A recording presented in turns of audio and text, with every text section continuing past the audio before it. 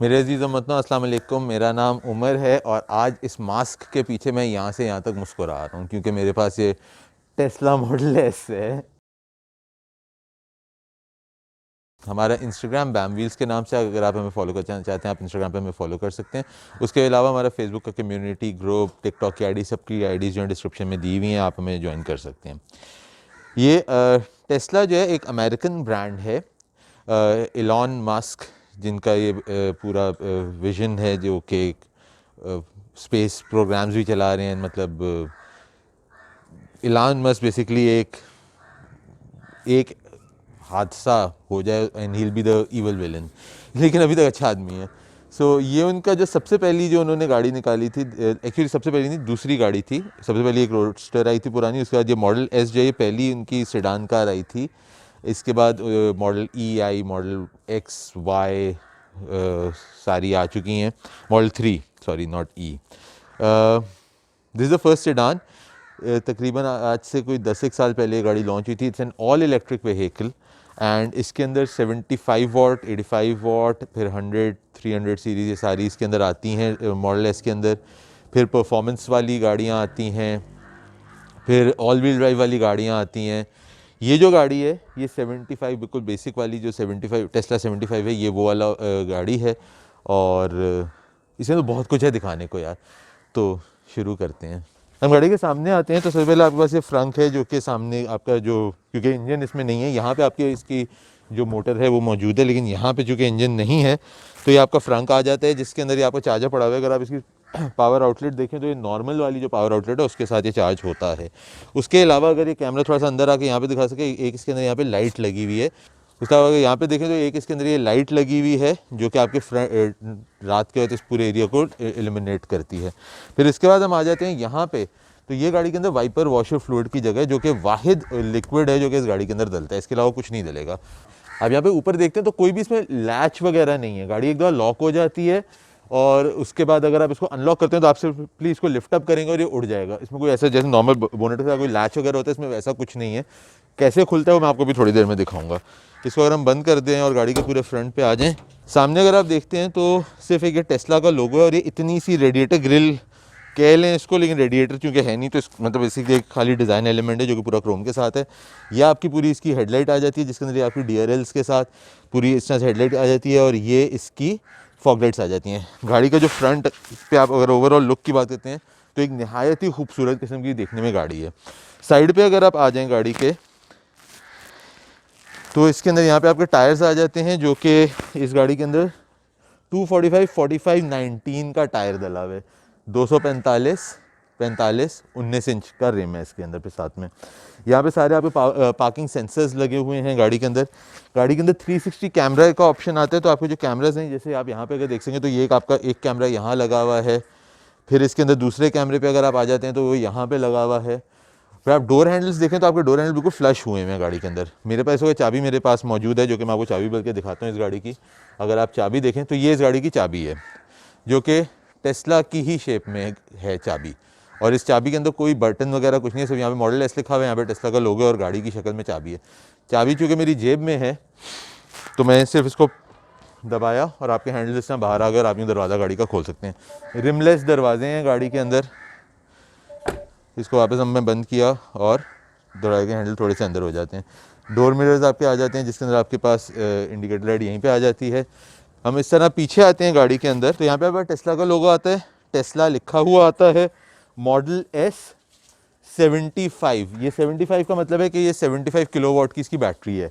अगर यही आपकी 85 होती तो वो 850 और उस तरह से यहाँ पे चेंज होता है। इसके अंदर पी की जो सीरीज़ आती है वो परफॉर्मेंस सीरीज़ है, और कुछ गाड़ियाँ जिनके अंदर आगे डी लिखा होता है वो डीजल नहीं है, वो बेसिकली ऑल व्हील ड्राइव की वजह से डी लिखा होता है। यहाँ पे आपको पीछे डिफॉगर आते हैं। हैचबैक स्टाइल की गाड़ी है जिसकी आप अगर डिक्की को इस तरह खोलते हैं तो पावर ट्रंक है। चार्जर का ये डब्बा पड़ा हुआ है जिसको हम आगे थोड़ा सा कर देते हैं, तो आप यहाँ पे देखते हैं तो पूरा इसका टो हुक वगैरह आ जाते हैं। स्पेयर व्हील इस गाड़ी के अंदर नहीं दिया हुआ। यहाँ पे आपकी एक छोटी सी जो है स्पेस दी हुई है जगह, जिसके अंदर आपके पास ये साथ में इसका एयर इन्फ्लेटर, टायर इन्फ्लेटर आ जाता है। यहाँ पे अगर आप आ जाते हैं तो यहाँ पे आपके पास एक और छोटी सी स्टोरेज की जगह दी हुई है। यह आपकी गाड़ी का पीछे तक हिस्से का खुला है और ये आपके जो पिछले बोर्ड हैं इस तरह से उठते हैं।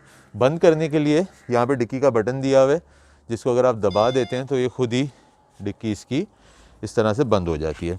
अच्छा, चार्जिंग के लिए अगर आपको गाड़ी को चार्ज करना है तो यहाँ पे आप आ जाएं तो ये लाइट के अंदर इसका ये दिया हुआ है, जिसको आप यूँ खोल के यहाँ से इसको आप गाड़ी को चार्ज करने के लिए आपके पास ऑप्शन मौजूद है।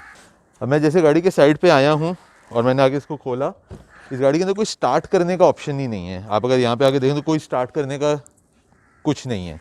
आप गाड़ी के अंदर बैठे हैं और गाड़ी आपकी चूँकि इलेक्ट्रिक गाड़ी है तो आप यहाँ पे देख सकते हैं कि गाड़ी आपकी ऑलरेडी स्टार्ट है, इसका एसी वगैरह सब ऑन है। ये आप देखें तो आपकी पूरी गाड़ी इस तरह से है। ये आप अगर यहाँ पे देखते हैं पावर विंडो के जो बटन्स हैं, ये बहुत मुझे ऐसे देखने लगे जैसे मर्सिडीज़ के इन्होंने जो है वो बिल्कुल डिज़ाइन को कॉपी किया। हो सकता है मर्सिडीज़ से ज़्यादा कोई टेक्नोलॉजी की शेयरिंग भी हो, जिसके अंदर आपके कुछ बटन्स गाड़ी में आते हैं जो कि आपके ये मिरर वगैरह को रिक्लाइन करते हैं and retract and all that. ये आपका जो ये डोर हैंडल है जो कि इस तरह से आपका डोर हैंडल खुलता है, और ये आपका सपोर्ट है जिससे आप दरवाज़ा बंद कर सकते हैं। यहाँ पे आप आ जाते हैं तो स्टीयरिंग के अंदर यहाँ पे आपके पास इसका जो आपका गियर स्टॉक है ये दिया हुआ है। ये आपका वॉल्यूम का कंट्रोलर है और ये आपका ऑडियो वॉल्यूम कंट्रोलर, और ये ब्लूटूथ के साथ वॉल्यूम कंट्रोलर आ जाता है। इसके अलावा अगर आप सामने की स्क्रीन देखते हैं तो आपके पास पूरी जो है ये इलेक्ट्रिक स्क्रीन है। रेंज बता रहा है इस वक्त 250 किलोमीटर की इस बैटरी की रेंज है जो हमारी इस वक्त इस गाड़ी के अंदर रेंज है 250 किलोमीटर की है। गाड़ी का ऊपर से साइड से पूरा एक व्यू आपको मिल रहा है। ऊपर मॉडल एस लिखा हुआ है। ये आपकी एवरेज आ रही है, गाड़ी ऑन है कि ऑफ़ है यहाँ पे आ जाता है। अच्छा, फिर इसके अंदर हम अगर मज़ीद कुछ देखना चाहें तो ये आपका फ़ैन की स्पीड आप यहाँ से कंट्रोल कर सकते हैं जो कि स्टीयरिंग से ही हो रही है कंट्रोल। फिर मज़ीद ऑप्शन अगर हम देखें इसमें क्या है तो ये आप देखें आपकी recent call, brightness settings, temperature, recent calls, contacts, ये सब यहाँ पे आपका आ जाता है। अच्छा, फिर हम यहाँ पे अगर आ जाएं तो ये आपके ऑडियो कंट्रोल्स हैं बेसिकली जो आपके वहाँ पे साथ में दिख रहे हैं। गियर का ये आ गया, इंडिकेटर आपका यहाँ पे आ गया, और दैट्स अबाउट इट। इसके अलावा एक बटन जो गाड़ी में ये हैज़र्ड्स का बटन है। ये आप अगर देखते हैं तो आपका पूरे का पूरा जो है ये आपका आ जाती है जो आपकी टेस्ला स्क्रीन है जो कि आप हर गाड़ी में अब आ रही है, शुरू यहाँ से हुई थी ये। अब आप यहाँ पे आ जाते हैं, जितने भी आपके ऑप्शन है टेस्ला स्क्रीन जो कि एक 17 इंच का टैबलेट यहाँ पे लगा हुआ है, इधर से सारे आपके ऑप्शंस होते हैं।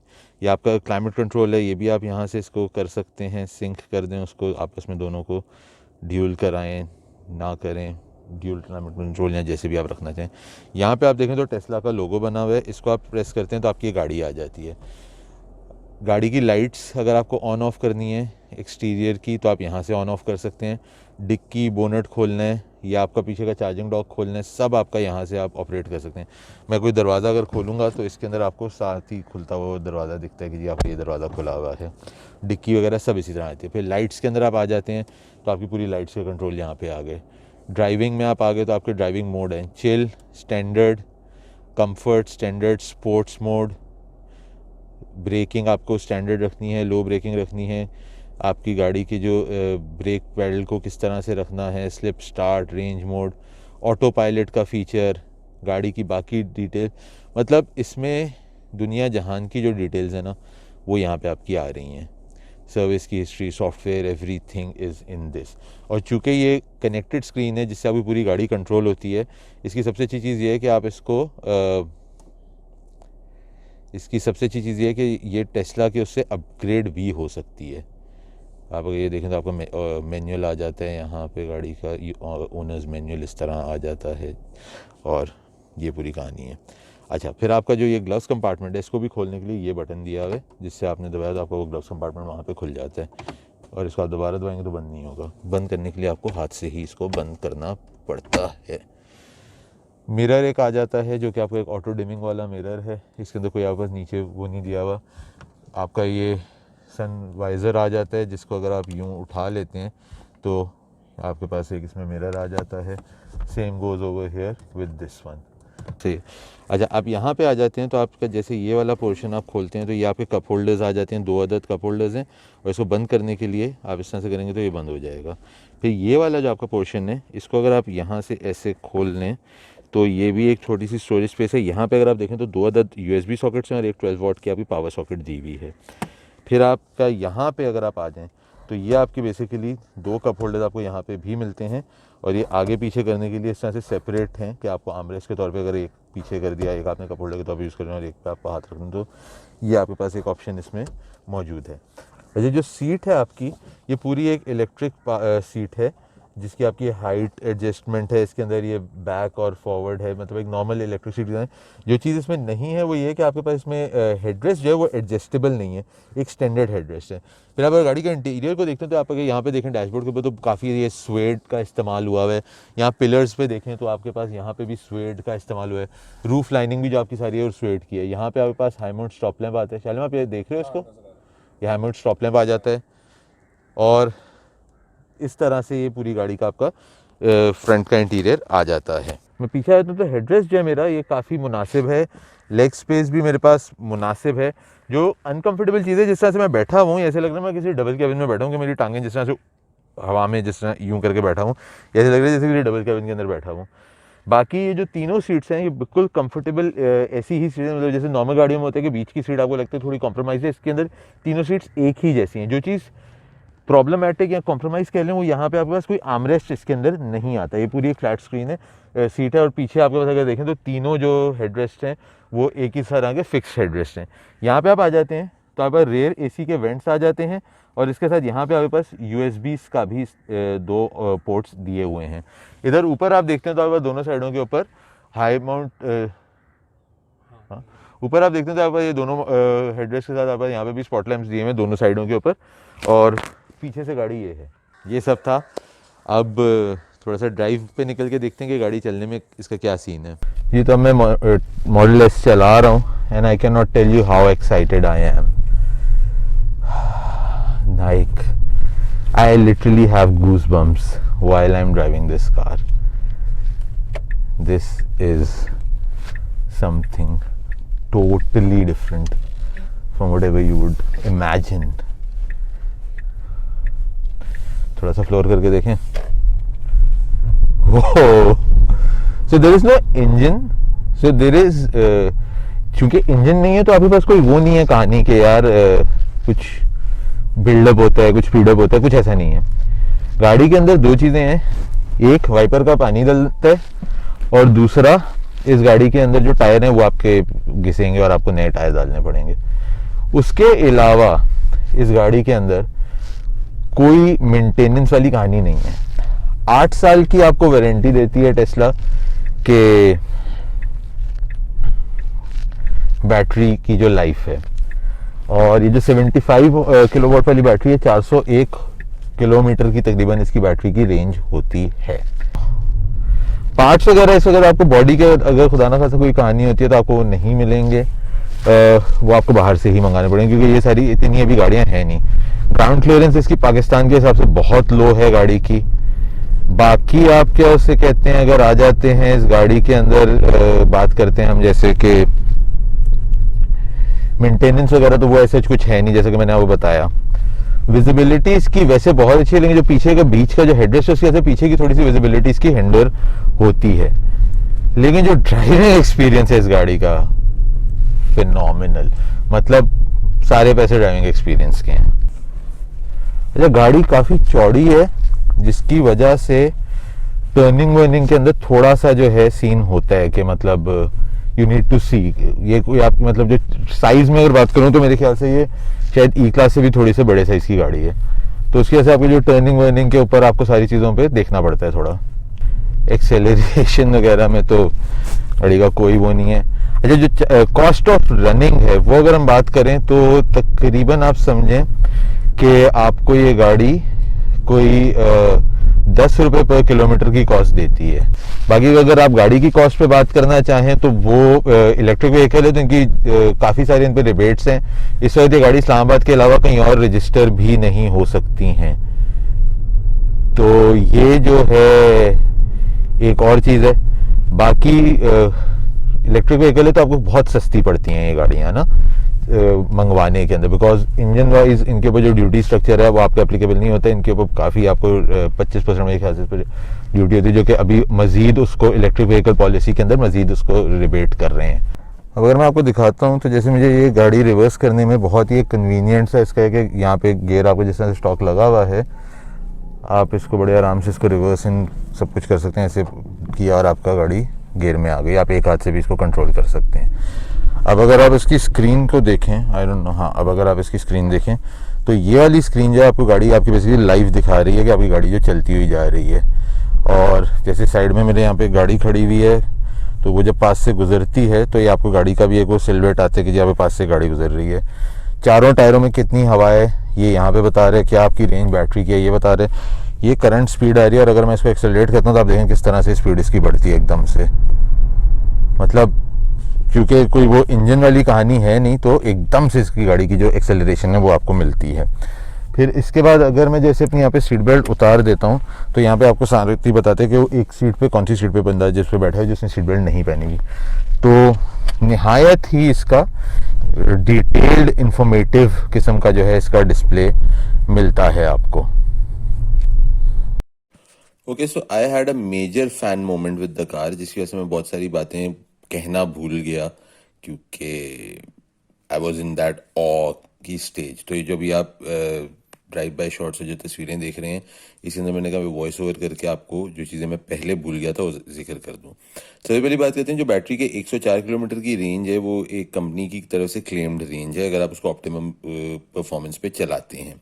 जिस तरह गाड़ियों की भी फ्यूल एवरेज के ऊपर भी एक कंपनी बात करती है कि जी ये फ्यूल एवरेज इसकी होगी, वो इन प्रैक्टिकलिटी उससे थोड़ी सी डिफर करती है।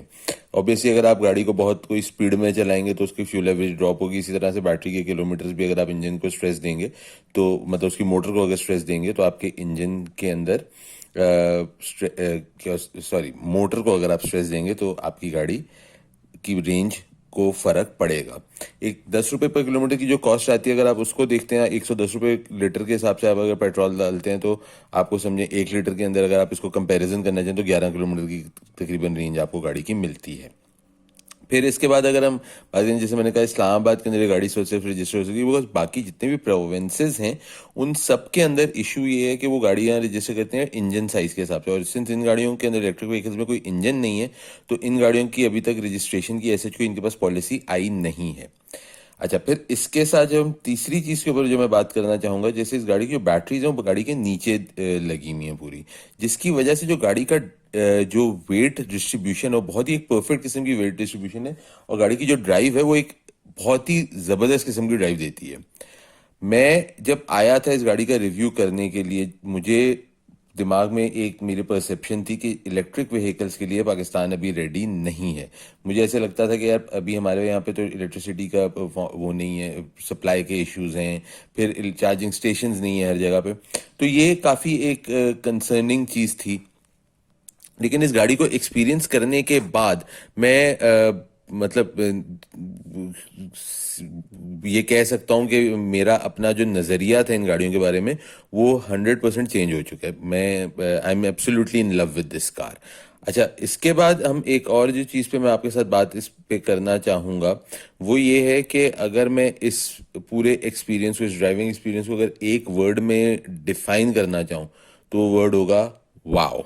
टेस्ला आपको रिकमेंड करता है कि आप गाड़ी को रोज चार्ज करें और 80% से ज़्यादा बैटरी को चार्ज ना करें, और अगर आपकी बैटरी डाउन हो रही है तो उसको 20% से ज़्यादा डाउन ना होने दें।